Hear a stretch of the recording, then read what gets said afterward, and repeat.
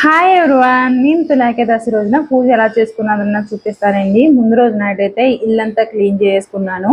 Next day morning లేసి పూజ సామాన్లన్నీ clean చేసుకుని ప్రసాదం కోసం కుడుమును అయితే ప్రిపేర్ చేశాను. ఈ రోజు పిండితో దీపం పెడితే చాలా మంచిదంటే అండి, అందుకే మార్నింగ్ లేసిననే బియ్యం నానబెట్టి శుభ్రంగా కడిగేసి గాలికి ఆరబెట్టిన తర్వాత మిక్సీలో వేసి మెత్తగా ఇలాగా పిండిలా చేసుకున్నాను. బెల్లం ఆవు పాలు వేసుకుని ఇలా ముద్దలా అయితే మిక్స్ చేసుకోవాలి. దాన్ని చిన్న చిన్న ఉండల కింద తీసుకుని ఇలా దీపాలా చేసుకున్న తర్వాత గంధం కుంకుమ బొట్టు పెట్టుకుని ఇలాగా నామం అయితే పెట్టాను. ఇక్కడైతే వెంకటేశ్వర స్వామి ఫోటో అయితే తీసుకొని దానికి పువ్వులు పెట్టుకుని చుట్టూరు దీపాలు అయితే పెట్టాను. ఈ దీపమే కాకుండా ఇంకా ఇతర దీపాలు ఉంటాయి కదండి, అవి ఒక 2 దీపాలు అయితే పెట్టాను అనమాట. మొత్తానికి ఒక 5 దీపాలు అయితే పెట్టుకున్నాను.